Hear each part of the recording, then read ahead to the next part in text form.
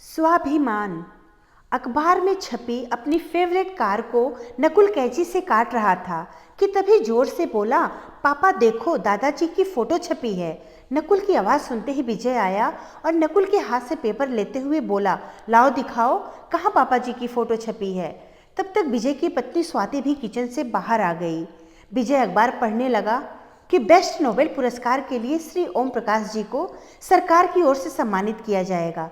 देखा पापा जी, हम सबको इस डिब्बे जैसे फ्लैट में छोड़कर मज़े से सम्मानित होने जा रहे हैं और यहाँ तुम दोनों भाई उनको ढूंढ ढूंढ कर दुबले होते जा रहे थे। अभी अपने भैया को भी फ़ोन करके बताओ, बड़े ही कर्कश आवाज़ में स्वाति ने विजय से कहा। आज से लगभग 3 साल पहले ओम प्रकाश जी सरकारी नौकरी के पद से रिटायर हुए थे। रिटायर होने के 1 साल पहले ही उनकी पत्नी स्वर्ग सिधार गई थी। रिटायरमेंट के कुछ दिनों बाद ओम प्रकाश जी कहीं गायब हो गए थे। सरकारी नौकरी थी, पैसे इतने ज़्यादा तो नहीं थे, लेकिन ओम प्रकाश जी ने जीवन में नाम और इज्जत बहुत अच्छा कमाया था। उनके 2 बेटे थे, बड़ा बेटा अजय और छोटा बेटा विजय। दोनों की शादी हो गई थी। ओम प्रकाश जी ने बच्चों के साथ अपने बुढ़ापे में अच्छे से रहने के लिए शहर में अपनी मेहनत की कमाई से एक बड़ा सा घर बनवाया था। उनके दोनों बेटे सॉफ्टवेयर इंजीनियर थे।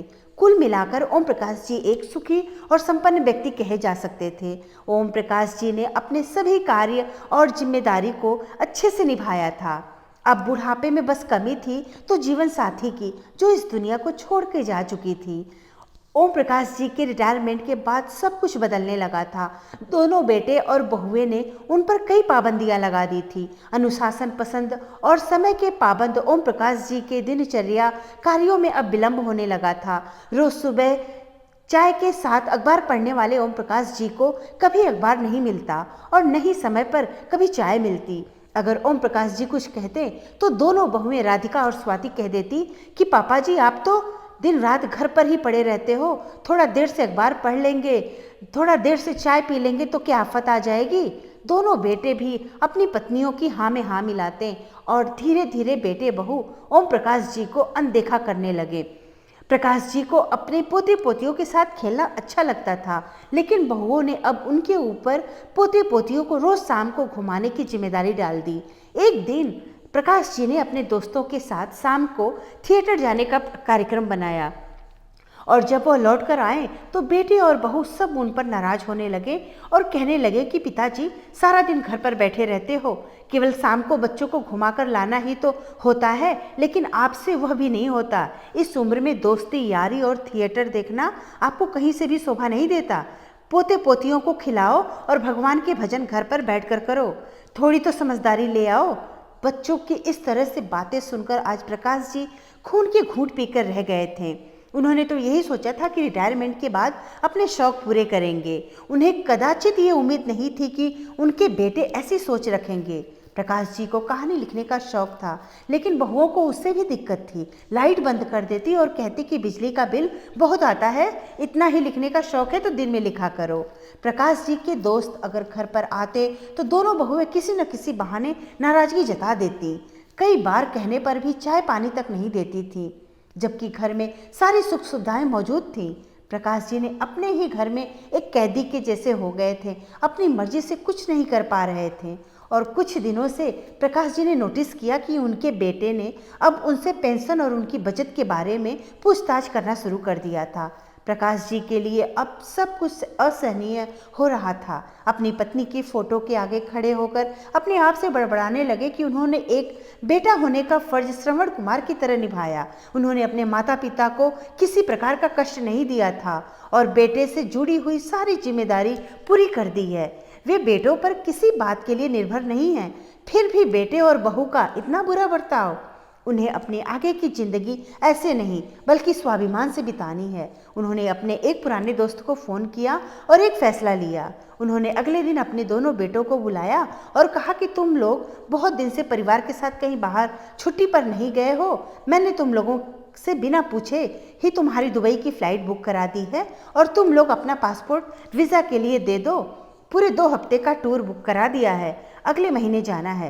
प्रकाश जी की बात सुनते ही दोनों बेटे और बहुएं खुशी से उछल पड़े और टूर पे जाने के तैयारियों में लग गए। लेकिन परिवार के किसी भी सदस्य ने एक बार भी नहीं कहा कि पिताजी आप 2 हफ्तों अकेले यहाँ क्या करोगे, आप भी क्यों ना हमारे साथ चलते। प्रकाश जी की आखिरी उम्मीद भी टूट गई थी। अब तो इरादा और भी पक्का हो गया प्रकाश जी का। 1 महीने बाद बेटे और बहुएं दुबई के टूर पर चले गए। टूर खत्म कर के 2 हफ्ते के बाद जब बेटे बहू लौटे तो घर पर एक बड़ा सा ताला लटकते देखा और घर का नेम प्लेट भी चेंज हो गया था। वहीं बगल में एक गार्ड कुर्सी पर बैठा था और गार्ड उन्हें देखते ही कहा कि आप शायद ओम प्रकाश जी के बेटे हैं। उन्होंने बोला कि जब आप लोग लौटो तो आपको ये लेटर दे दूं जिसमें यह लिखा था, प्यारे बच्चों अब तुम्हें मेरी ज़रूरत नहीं, मेरी उपस्थिति तुम्हें बोझ लगने लगी है। घर में मेरा रहना या ना रहना तुम लोगों के लिए एक बराबर था।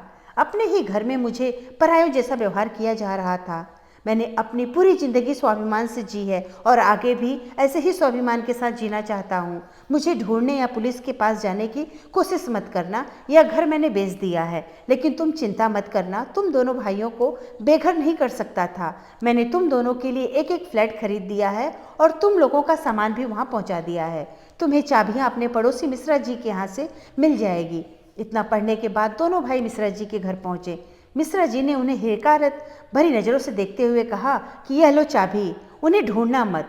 तुम जैसी औलादों की वजह से हमारा एक पुराना दोस्त हमसे बिछड़ गया। लेकिन इस बात का दोनों भाइयों पे कोई फर्क नहीं पड़ा। दोनों भाई पुलिस के पास भी गए, लेकिन पुलिस ने भी कोई मदद करने से इनकार कर दिया और कहा कि तुम्हारे पापा खोए नहीं, बल्कि अपनी इच्छा से तुम्हें छोड़कर चले गए हैं। हमारा और अपना समय बर्बाद मत करो। उधर प्रकाश जी ने एक होटल में एक रूम अस्थायी तौर पर ले लिया और वहाँ स्वाभिमान से रहने लगे। उन्होंने अपने आप को वृद्धों के लिए कार्य करने वाली एक संस्था से जोड़ लिया। सरकारी काम करने का अनुभव तो था ही, उनके अनुभव से संस्था को नए प्रोजेक्ट्स मिलने लगे और खाली समय में अपने नॉवेल स्वाभिमान को पूरा किया, जिसमें उन्होंने अपनी खुद की जीवनी लिखी थी। उन्हें जरा भी ये विश्वास नहीं था कि उनका नॉवेल प्रकाशित होते ही इतना लोकप्रिय हो जाएगा, जिसके लिए उन्हें सरकार की तरफ से सम्मानित और पुरस्कृत किया जाएगा। और इधर विजय अखबार पढ़ते ही अपने बड़े भाई अजय को फ़ोन करने ही वाला था कि अजय का फ़ोन आ गया। अजय ने कहा, आज का अखबार देखा? विजय ने जवाब दिया, हाँ भैया, मैं भी अभी आपको ही फ़ोन करने ही वाला था। अब क्या करना है? अरे करना क्या है, कल सम्मान समारोह में चलते हैं। इतना मोटा रकम मिल रहा है उनको। अब तो पिताजी के पास लाखों रुपए तो आने वाले हैं और पेंशन भी आती है। हम उनके बेटे हैं तो हमारे सिवा और किसे मिलेगा? अकेले रहते रहते पापा को अब परिवार का महत्व समझ आ गया होगा। अगले दिन अजय और विजय अपनी पत्नियों के साथ प्रकाश जी से मिलने के लिए सम्मान समारोह में पहुंचे, लेकिन प्रकाश जी ने उन्हें देखकर भी अनदेखा कर दिया। समारोह खत्म होने के बाद जब प्रकाश जी निकलने लगे तो दोनों बेटे ने कहा, पापा जी अब बहुत हुआ नाराज़गी, चलिए हमारे साथ। फ्लैट को बेचकर हम अपना बड़ा घर दोबारा खरीद लेंगे और सब साथ में ही रहेंगे। अरे कौन हो तुम लोग? मैं तो तुम्हें जानता भी नहीं। अभी भी तुम्हें बंगलों और पैसों की परवाह है? मेरा तुमसे कोई वास्ता नहीं। मेरे मरने पर भी मुझे तुम्हारे कंधे नहीं चाहिए। वृद्ध हूँ, लेकिन स्वाभिमान अभी बाकी है। अब मुझे फिर से अपनी बेइज्जती नहीं करवानी और न ही तुम्हारी जैसी औलाद चाहिए। इतना कहकर ओम प्रकाश जी अपनी गाड़ी में बैठकर चले गए। धन्यवाद दोस्तों।